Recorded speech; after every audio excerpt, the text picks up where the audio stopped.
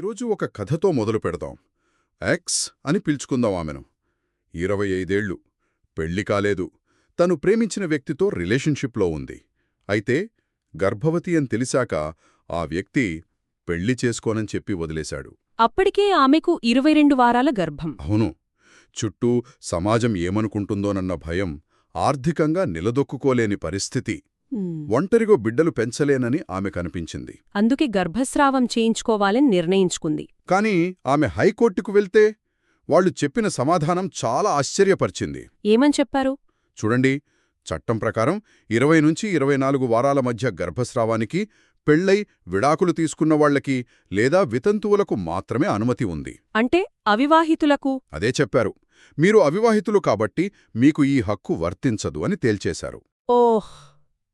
కేవలం పెళ్లి కాలేదనే కారణంతో ఒక మహిళకు తన శరీరంపై హక్కు లేదని చెప్పడం. అసలు ఈ కేసు సుప్రీంకోర్టు దాకా ఎందుకు వెళ్ళింది? ఆ ఒక్క తీర్పు మన దేశంలో మహిళల హక్కులను, ముఖ్యంగా పెళ్లి కాని మహిళల హక్కులను ఎలా మార్చేసిందో ఈరోజు లోతుగా చర్చిద్దాం. సరే, ముందుగా హైకోర్టు వాదన గురించి చెప్పండి. ఎందుకు వాళ్ళంత కఠినంగా ఉన్నారు? చట్టంలో నిజంగానే అలా ఉందా? ఇక్కడే అసలు విషయం ఉంది. హైకోర్టు చట్టాన్ని అక్షరాలా ఫాలో అయింది. దీన్నే లిటరల్ ఇంటర్ప్రిటేషన్ అంటారు. అంటే ఉన్నది ఉన్నట్టుగా చదవడం. అవును. రూల్ 3B అనే జాబితాలో అవివాహిత అనే పదం లేదు.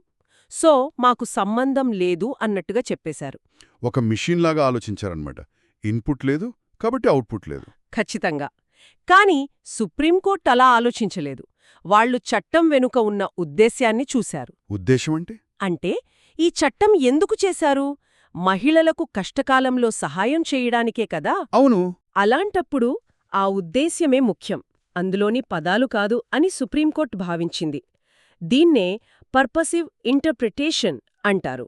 ఆహా, అర్థమైంది. అంటే చట్టం యొక్క స్ఫూర్తినే పట్టుకున్నారు. అవును. అంతేకాదు, భాగస్వామి వదిలేయడం వల్ల కలిగే మానసిక వేదన విడాకుల వల్ల కలిగే వేదన కన్నా ఏమాత్రం తక్కువ కాదని కోర్టు గుర్తించింది. ఇది చాలా ముఖ్యమైన పాయింట్. ఇంకా రాజ్యాంగంలోని ఆర్టికల్ 14 అంటే సమానత్వపు హక్కును కూడా ప్రస్తావించింది. దాని ప్రకారం ఒకే వైద్య అవసరం ఉన్నప్పుడు పెళ్లైన వారికి ఒక రూల్, పెళ్లికాని వారికి మరో రూల్ పెట్టడం వివక్షే అవుతుంది అని స్పష్టం చేసింది. పునరుత్పత్తి హక్కులకు పెళ్లితో సంబంధం లేదని తేల్చి చెప్పింది. సరే, ఇది అవివాహిత మహిళలకు గొప్ప విజయం.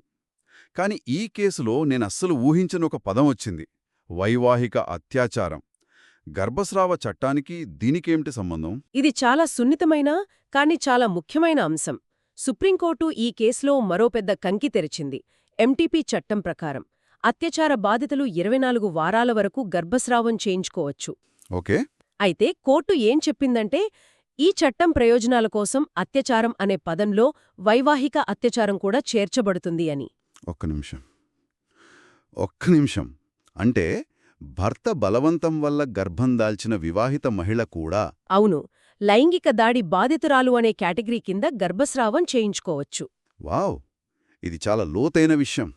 క్రిమినల్ చట్టంలో వైవాహిక అత్యాచారం ఇంకా నేరంగా గుర్తించబడలేదు. లేదు. కాని గర్భస్రావ హక్కుల విషయంలో ఇదొక పెద్ద ముందడుగు. దీనికోసం ఆమె పోలీస్ కంప్లైంట్ ఇవ్వాల్సిన అవసరం కూడా లేదు. అంటే ఒక మహిళ తన ఇంట్లోనే సురక్షితంగా లేనప్పుడు కనీసం చట్టం ఆమెకు తన శరీరంపై హక్కు ఇస్తోందన్నమాట. అవును. అదొక రక్షణ కవచం లాంటిది. మొత్తం మీద ఈ ఒక్క తీర్పుతో మనం ఏం నేర్చుకోవచ్చు? ఒక 3 ముఖ్యమైన పాయింట్స్ చెప్పగలరా? తప్పకుండా. మొదటిది, 24 వారాల వరకు గర్భస్రావం చేయించుకోవడానికి వైవాహిక స్థితితో సంబంధం లేదు.